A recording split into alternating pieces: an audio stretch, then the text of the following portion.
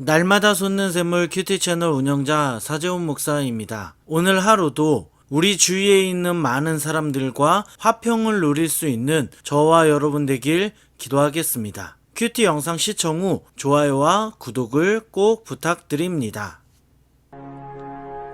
네가 어떤 성읍으로 나아가서 치료할 때에는 그 성읍에 먼저 화평을 선언하라.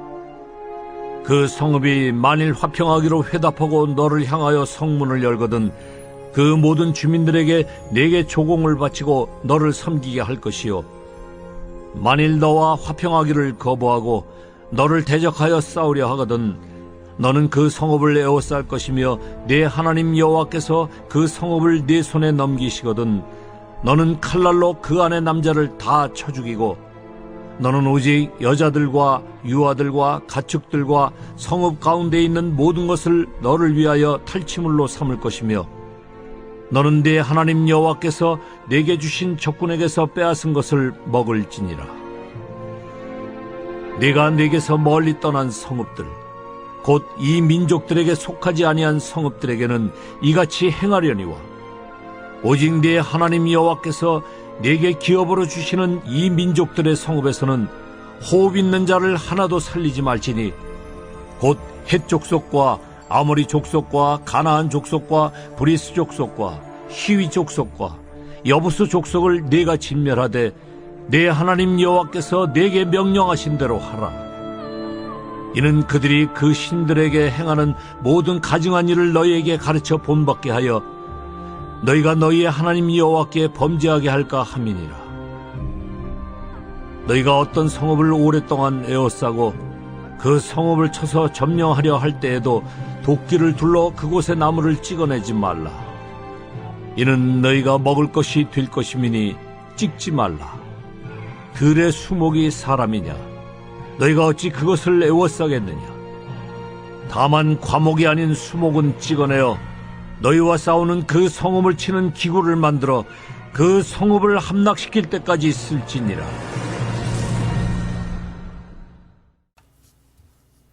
오늘 우리가 읽은 말씀을 보면 하나님은 이스라엘 백성들이 어떻게 전쟁을 해야 하는지 지침을 주십니다. 하나님은 가나안 족속이 아닌 다른 민족과 전쟁을 할 때와 가나안 민족과 전쟁을 할 때 서로 다른 지침을 주셨습니다. 먼저 하나님은 가나안 족속이 아닌 민족과 전쟁을 할 때 먼저 오늘 말씀 10절을 보면 전쟁을 하기 전 그 성읍에 평화를 선언하라고 하셨습니다. 하나님은 은밀하게 공격하지 말라고 하셨습니다. 군사를 이끌고 먼저 선제 공격을 하지 말라고 하셨습니다. 오직 먼저 화평을 제안하라고 하셨습니다. 만일 그들이 화평의 제안을 받아들인다면 전쟁을 하지 말고 그들로 섬기게 하라고 하셨습니다. 그들로 이스라엘을 섬기게 하라고 하십니다. 왜냐하면 그들이 거짓된 평화를 약속할 수 있기 때문입니다. 이렇게 하나님은 이스라엘이 불필요한 전쟁을 하는 것을 원하지 않으셨습니다. 어떤 사람들은 구약의 하나님을 전쟁을 좋아하는 하나님이라고 생각합니다. 하나님을 잔인한 분으로 생각하는 사람들이 있습니다. 하지만 오늘 말씀을 보면 하나님은 약속의 땅 이외의 다른 지역에 대해서는 평화를 추구하라고 하셨습니다. 하나님은 전쟁을 원하시지 않았습니다. 하지만 하나님은 그들이 평화를 거절한다면 그들과 전쟁을 하되 남자들만 죽이고 여인들과 아이들과 짐승들은 가지고 오라고 하셨습니다. 그런데 이러한 전쟁의 지침은 가나안 지역 약속의 땅 밖에 거하는 사람들에게만 적용이 되었습니다. 사랑하는 여러분, 오늘 우리가 읽은 말씀을 보면 하나님은 우리에게 무엇을 요구하십니까? 하나님은 우리가 평화를 추구하기를 원하십니다. 우리가 모든 사람과 더불어 함께 평화롭게 지내기를 하나님은 원하십니다. 때로는 어쩔 수 없이 마찰이 일어나기도 하지만 하나님은 가능한 우리가 다른 사람과 화목하기를 원하십니다. 로마서 12장 18절 말씀을 보면 하나님은 우리에게 이러한 말씀을 하십니다.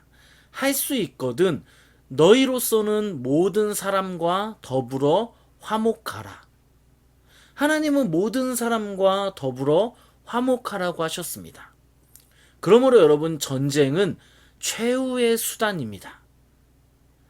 그런데 이것은 인간 관계에서도 마찬가지입니다.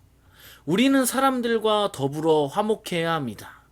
모든 사람과 화평을 누리는 것은 쉬운 일이 아니지만 오늘 하나님께서 말씀하신 것과 같이 우리가 먼저 사람들에게 화평을 제안했으면 합니다. 우리가 속한 공동체 속에서 내가 껄끄러워하는 사람에게 먼저 화평의 손을 내밀었으면 합니다. 이것이 쉬운 것은 아니지만 우리가 용기를 내어 먼저 사람들에게 화평의 손을 내밀 때 우리를 통해 하나님께서 주시는 평화가 임하길 간절히 소망합니다. 이어서 말씀 16절을 보면 하나님은 약속의 땅에 있는 사람들은 하나도 살리지 말고 모두 죽이라고 하셨습니다. 하나님께서 이렇게 명령하신 이유는 두 가지 이유 때문입니다. 먼저 첫째 이유는 오늘 말씀에는 나오지 않지만 가나안 땅에 살고 있는 민족이 하나님 보시기에 악한 행동을 했기 때문입니다. 가나안 민족들은 하나님 보시기에 악과 야만적인 행동을 했습니다. 이런 이유로 하나님은 가나안 민족을 진멸하라고 하셨습니다.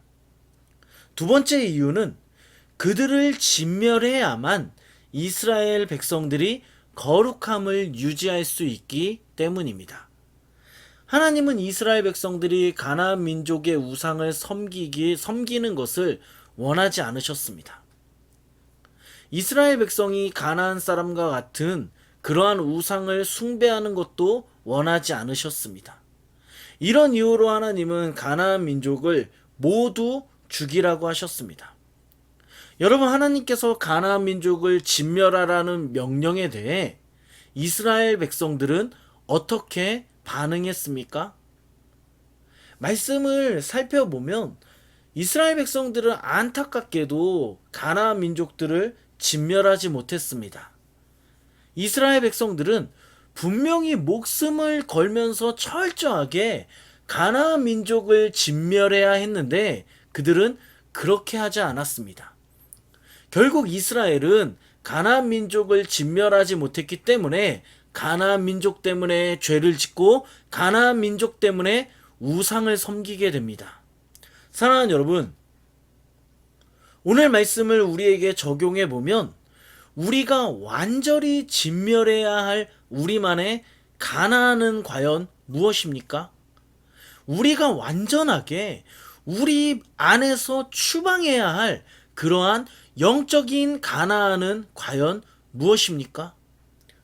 우리는 우리 안에 영적 가나안을 반드시 쫓아내야 합니다. 반드시 쫓아내지 않으면 우리는 오늘 말씀에 나오는 이스라엘 백성들과 같이 죄를 지을 수밖에 없습니다. 저도 제 자신을 잘 생각해 보니까 저만의 가나안이 있습니다. 저를 파괴하는 가나안, 제가 거룩하지 못하도록 저를 방해하는 가나안, 저를 음란하게 만드는 가나안, 저의 거룩을 파괴하는 그러한 영적인 가나안이 있습니다. 사랑하는 여러분, 하나님께서 말씀하신 것과 같이 우리 안에 영적인 가나안을 몰아내시기 바랍니다. 성령의 능력을 통해 영적 가나안을 진멸하길 바랍니다. 우리가 영적 가나안을 완전히 몰아낼 때 우리는 온전한 하나님의 자녀로 이 땅을 살아갈 것입니다. 오늘 말씀을 생각하면서 같이 한번 기도하겠습니다.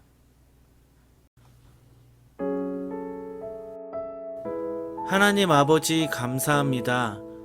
오늘도 우리가 하나님의 말씀을 묵상할 수 있도록 우리를 붙잡아 주시니 감사합니다. 하나님 아버지, 오늘 말씀을 기억하며 모든 사람과 더불어 화평할 수 있도록 우리를 붙잡아 주시옵소서.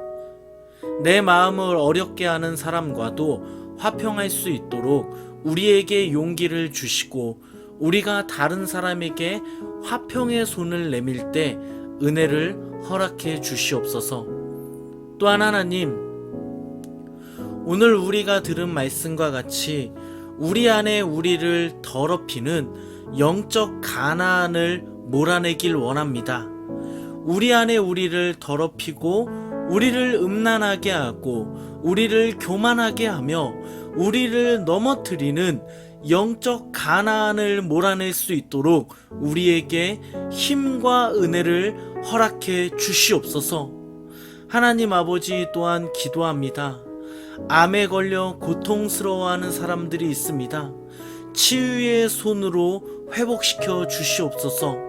말씀을 듣는 가운데 치료되게 하시고 기도하는 가운데 회복이 있게 하여 주시옵소서.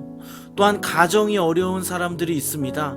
가정이 회복되게 하시고 주의 은혜로 자녀들의 건강이 회복되게 하여 주시옵소서. 이 모든 말씀 예수님의 이름으로 기도드립니다. 아멘.